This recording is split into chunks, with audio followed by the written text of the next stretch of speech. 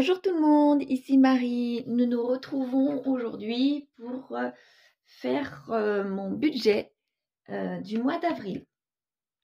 Donc ce budget va être encore particulier étant donné que je suis toujours en arrêt, mais j'ai le droit de reprendre en mi-temps thérapeutique. Donc ça signifie que ma paye que j'ai reçu, mon salaire que j'ai reçu là il y a quelques jours, eh bien ce salaire est calculé forcément sur le mois de mars, c'est-à-dire sur mon arrêt total. Donc il va encore falloir que je mette de l'argent de mon livret sur, sur mon compte courant pour pouvoir équilibrer et faire mon salaire, si on peut dire quoi. Sachant que normalement là la prévoyance m'a viré, enfin, je ne veux pas dire m'a viré, mais a commencé à prendre en charge ma perte de salaire, que là. Donc, je vais avoir, comme d'habitude, comme le mois dernier, on va dire, 3 sources de revenus. Mon livret, comme je vous dis, mes indemnités journalières par la sécurité sociale, et un peu plus important, ma prévoyance. Voilà. Donc, mais il faut quand même, malgré tout, que j'avance un petit peu d'argent sur mon livret, puisque tout ça vient à différents moments du mois. Là, en l'occurrence, ça va venir en 3 ou 4 fois dans le mois, et moi, mes dépenses se font par grosses sommes, donc j'ai pas forcément ce qu'il faut à ce moment-là sur mon compte, sachant que j'ai par petites sommes entre la sécurité, la CPAM et mon salaire, voilà, mon employeur. Donc, on va voir ça tout de suite. Voilà. Je vais vous zoomer comme d'habitude. Et c'est parti. Donc, pour mon salaire, ici, donc je ne vous mets pas le montant comme d'habitude. Ah, je vais peut-être vous zoomer un peu plus par contre. Voilà. Voilà. Donc, j'ai mon salaire, les indemnités journalières par la sécurité sociale, mon livret, puisque je fais quand même la pointe sur mon livret. J'ai calculé, il va falloir que je mette, vous voyez, 577 €. Et j'ai toujours la CAF. Là, j'ai mis 577 puisque je ne sais pas combien la CAF va me virer ce mois-ci. Si vous vous souvenez, depuis l'année dernière, fin d'année dernière, je payais tous les mois un remboursement de trop perçu suite à différentes choses avec mon ex-mari qui n'a pas fait les choses dans le temps. Enfin, vous voyez, plusieurs choses. Donc, je me suis retrouvée, moi, dans les embêtements à cause de lui, de ses démarches. Et il a fallu que je rembourse le trop perçu. Donc, ce trop perçu-là, logiquement, arrête là. Donc, normalement, la CAF devrait revenir comme l'année dernière, à quelque chose près, j'espère, malgré que j'ai un enfant à moins en charge, donc ça me diminue quand même. Donc là, je vais en savoir un peu plus. C'est pour ça que là, il y a plusieurs cafouillages, enfin pas cafouillages, mais d'inconnus, on va plutôt dire ça comme ça, plusieurs inconnus depuis le début de l'année, et tous les mois, j'ai des montants qui font que de changer, donc j'espère que là, d'ici un mois, voire 2 mois, j'espère que tout ça va pouvoir se stabiliser et que mes montants vont redevenir certainement moins importants, mais que je vais pouvoir faire mes budgets de façon classique, je vais pouvoir budgétiser, anticiper. Là, pour l'instant, je vais depuis plusieurs mois à l'aveuglette et je fais des virements de mon livret sur mon compte courant par rapport à ma perte de salaire que j'ai eue il y a quelques mois. entre la CAF et mon arrêt de travail. Donc j'espère que tout ça, ça va se résoudre du fait que je reprenne mon travail et qu'il n'y a plus de trop perçu à rembourser. Donc je verrai bien. Donc je pense que ce montant-là devrait très logiquement diminuer. Donc là, je vais dans un premier temps faire ce virement là d'ici quelques heures. Je vais faire un virement, mais pas de 577. Je vais en faire que de la moitié. Je pense 300. Comme ça va faire un compte rond. Je vais faire 300 et je vais mettre une petite note d'aller regarder le virement de la CAF pour voir si ce que j'ai budgétisé est dans les clous ou pas. Si par bonheur j'ai plus, eh bien je diminuerai mon autre virement de mon livret. Si j'ai moins, je n'espère pas.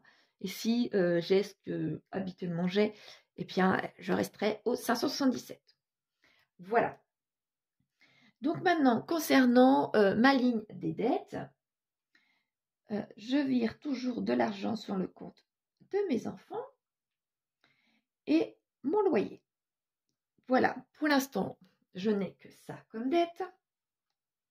Et maintenant, c'est parti pour les dépenses fixes. Alors, mes assurances, jusqu'à présent, sont toujours de 73 €.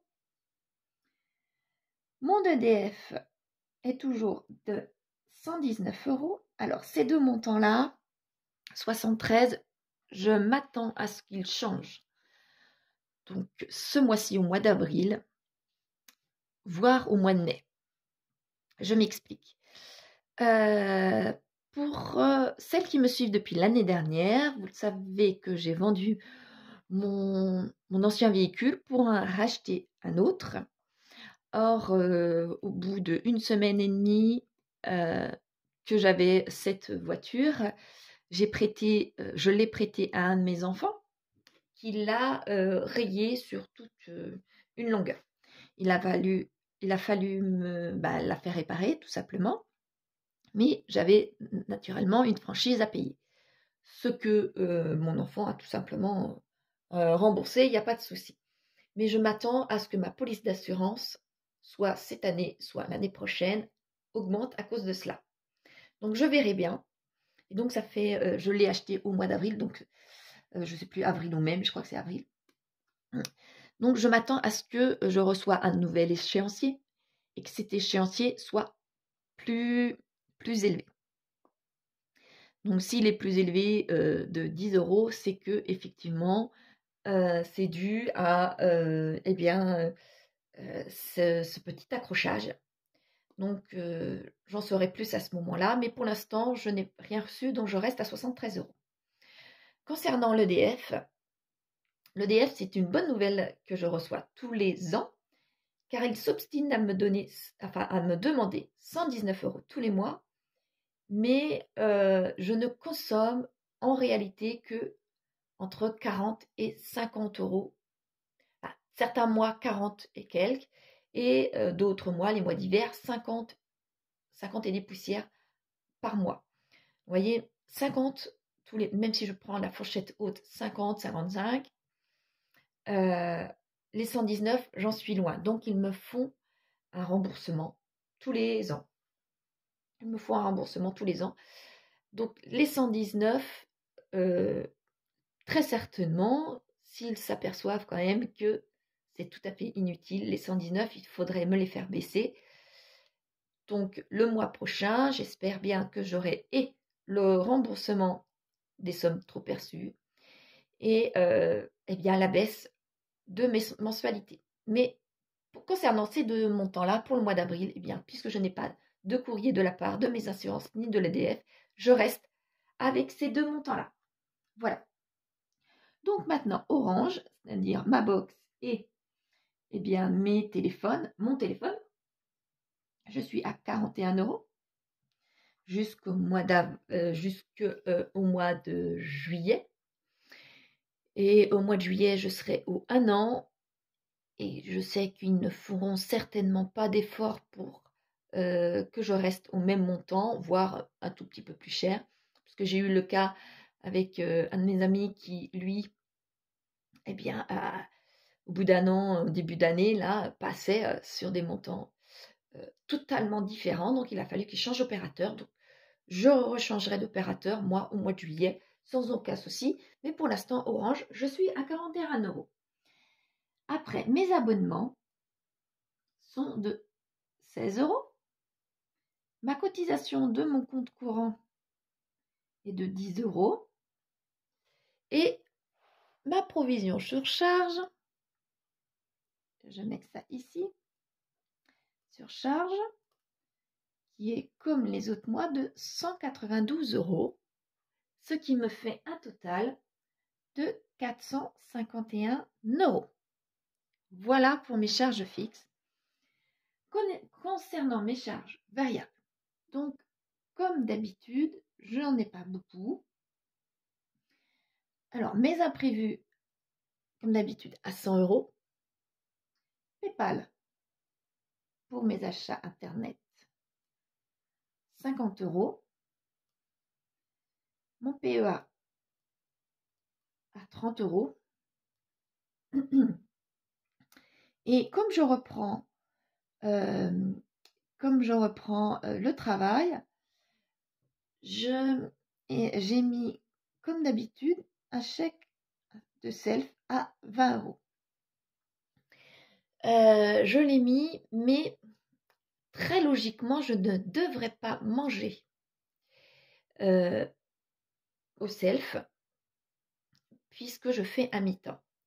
Et ce mi-temps, c'est 4 heures tous les jours, 4 heures toutes mes nuits. Et eh bien, logiquement, ma pause d'une demi-heure, je n'y ai pas droit et que je fais un mois de mi-temps. Mais on ne sait jamais. Je préfère prévoir l'imprévu aussi de ce côté-là.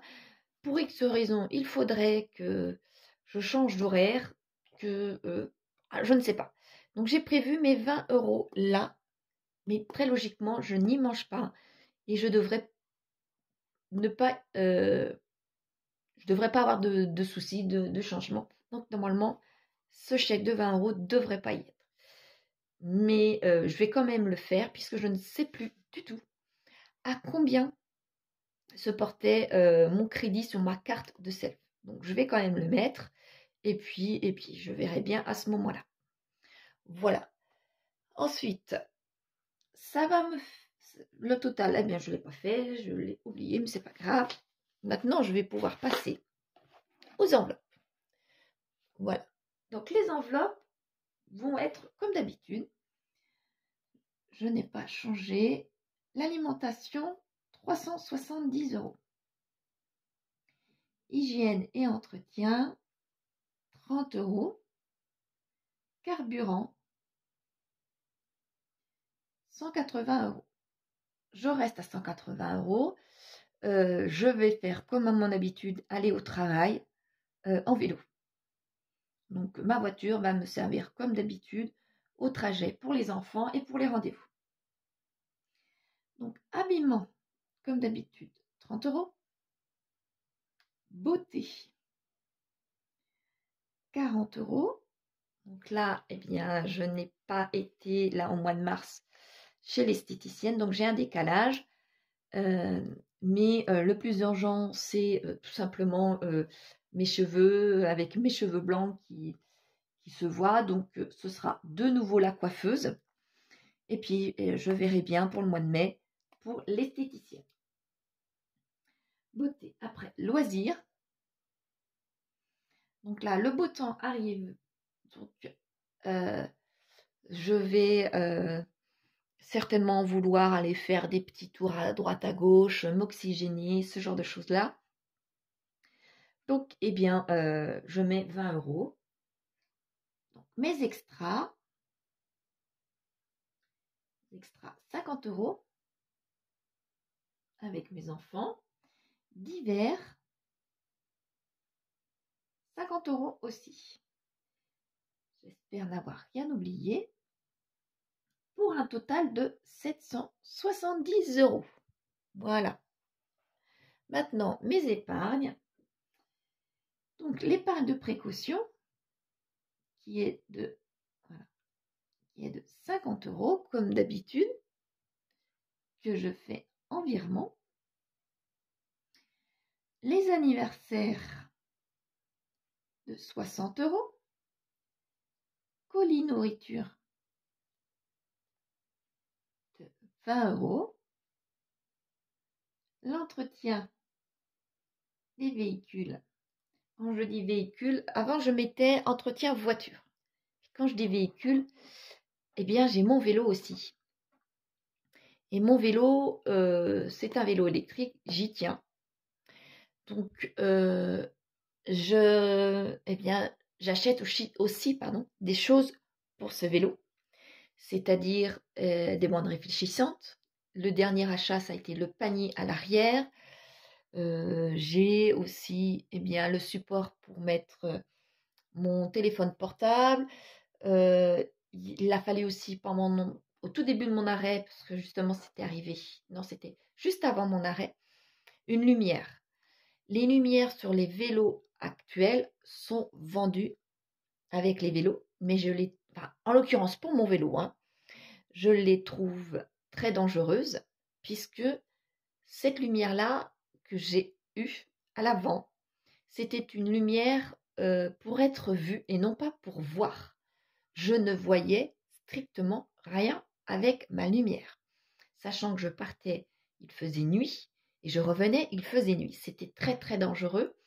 Donc j'ai acheté une lumière à LED, mais alors super puissante, sous les conseils d'un de mes collègues, que lui aussi avait un vélo. Et son vélo, il s'en servait en pleine journée. Et quand il a vu que finalement, avec l'augmentation des prix l'année dernière, il s'est dit t'es pas bête, je ferais bien comme toi venir aussi en vélo. Et il s'est aperçu que son vélo, sa lumière n'était pas du tout adaptée, donc il a acheté une lumière. Et il a voulu avoir une lumière qui éclairait très bien, et je trouve qu'elle éclaire très très bien. Donc j'ai acheté cette même lumière qui éclaire très bien. Mais malheureusement, je n'ai pas eu le temps de l'utiliser, moi personnellement, puisque elle est arrivée quelques jours après mon arrêt.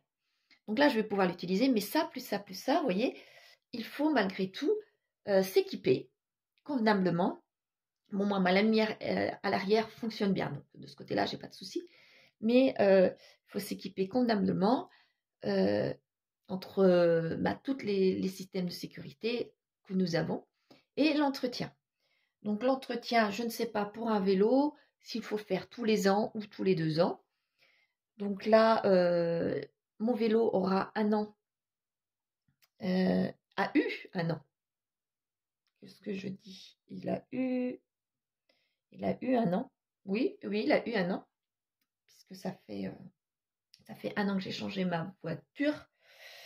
Ah oui, il a eu un an.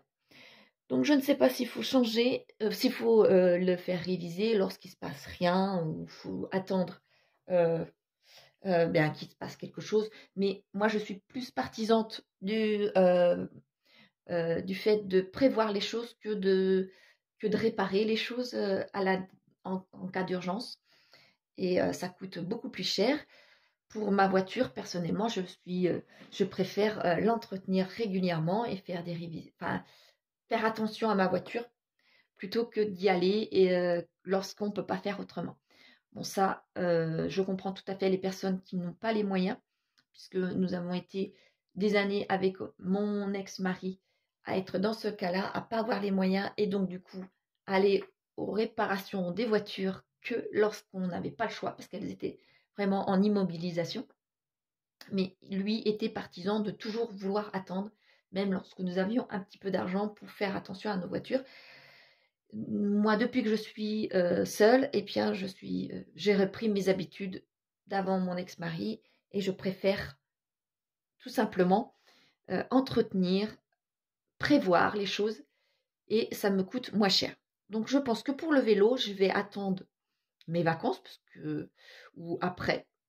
Mais j'aurais dû faire ça cet hiver, ça c'est sûr. Mais comme il n'a pas roulé, donc je n'ai pas fait cet entretien-là. Donc je verrai bien. Voilà. Donc, tout ça pour dire, ça fait beaucoup de blabla, hein. Tout ça pour dire que l'entretien, c'est l'entretien des véhicules maintenant, avec mon vélo, la voiture et mon vélo. Voilà. Donc, l'entretien véhicule ne change pas concernant le budget, puisque le vélo, c'est pas ce qui coûte énormément cher. Noël, maintenant, mon enveloppe Noël, qui est de 60 €. Les promos automne, qui est de 30 €. La santé, 20 €. Donc là, je vais voir aussi s'il ne faut pas que je... Mais je vais attendre d'avoir, comme je vous disais, mon budget de stabiliser entre la CAF et mon salaire. Parce que la santé, pendant mon arrêt de travail, j'ai fait plusieurs examens puisque je pensais que je faisais de l'apnée. Grâce à ma montre, je me suis aperçue que je descendais très bas. Bon, il s'est avéré que je fais certainement pas de l'apnée, mais que je dors très très mal et mon endormissement est très très très lent. Donc, il semblerait que je manque de mélatonine, donc maintenant je suis sous traitement pour la mélatonine qui me coûte 28 € tous les mois. Lorsque j'en ai parlé avec mon médecin généraliste, elle m'a dit « Oh là là, il existe des mélatonines, parce que là je suis actuellement à 2 mg. Il existe des 1,9, donc c'est vraiment pas une grosse différence, qui ne sont là aussi pas remboursés, mais beaucoup, beaucoup moins cher. Il y en a à 10 €. Donc, et même là, elle m'en a prescrit à 8 € et quelques, presque 9. Donc, c'est-à-dire 3 fois moins cher. Donc voilà, c'est tout à fait différent. Quoi qu'il en soit, ce n'est pas remboursé. Et de passer de 2 mg à 1,9, il n'y a pas une grosse différence. Ma mutuelle m'a dit, entre les 2 boîtes que j'ai achetées, que ça y est, j'avais atteint mon plafond annuel déjà. Vous voyez, on était au mois de mars, que j'avais déjà atteint mon plafond annuel de médicaments non remboursables. Donc maintenant, eh bien, tout ça est à ma charge. Donc les 20 € par mois, sachant que j'avais des boîtes à 28 €, donc il aurait fallu que je tout simplement augmente ce budget-là. Bon, je vais essayer le mois prochain la nouvelle boîte, celle à 9 €. Donc si elle fonctionne, je garderai celle de 9 € et je resterai sur les 20 € ici. Si elle ne fonctionne pas, eh bien, il va falloir changer et augmenter de tarif et je changerai également ici. Donc mon stock alimentaire de 50 €.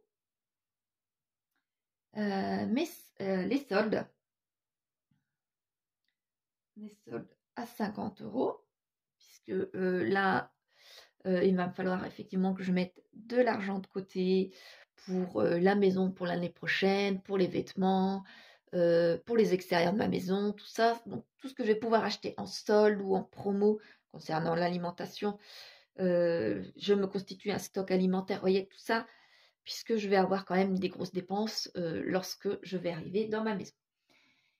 Je compte quand même partir en vacances, donc il me faut 60 € tous les mois. Ce qui me fait un total de 440 €.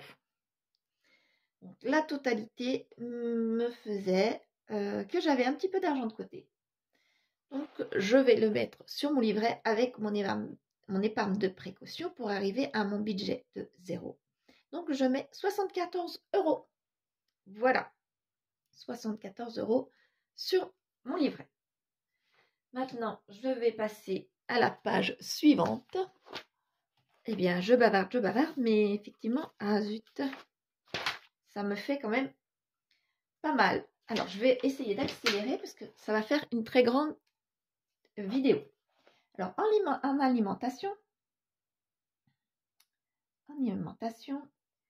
je vais prendre 4 billets de 50, 5 billets de 20 et 7 billets de 10.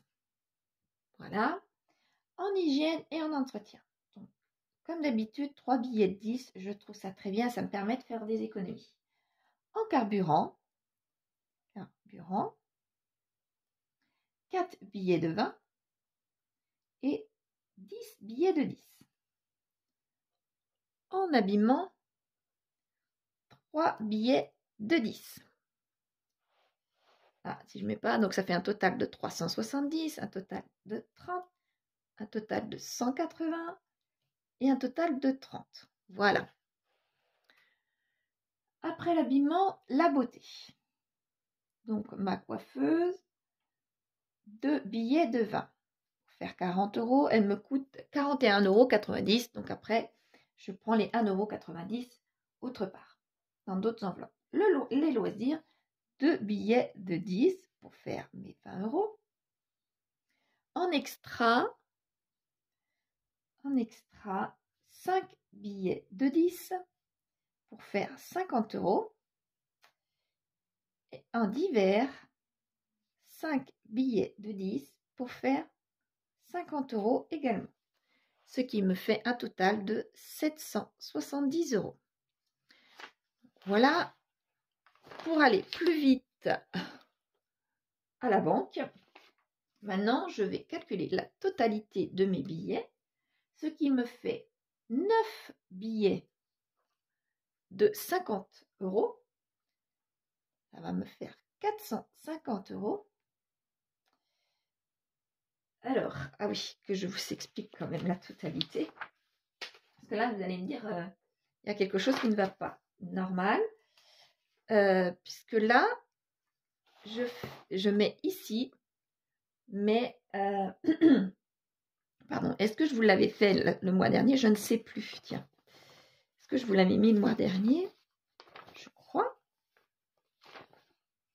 Budget d'avril. Là. Oui, je vous l'avais mis le mois dernier pour voilà, pour mes épargnes. Donc, il me faut les enveloppes. Je vous écris les enveloppes, les billets. Donc, si je vais trop vite, eh bien, je fais des bêtises, la preuve, et Toto. Voilà, allez, c'est parti. Donc, les anniversaires. Les anniversaires, il me faut un billet de 50 et un billet de 10 pour faire 60 €. Colis nourriture, un billet de 20 pour faire 20 €. L'entretien des véhicules, 2 billets de 20, faire 40 €.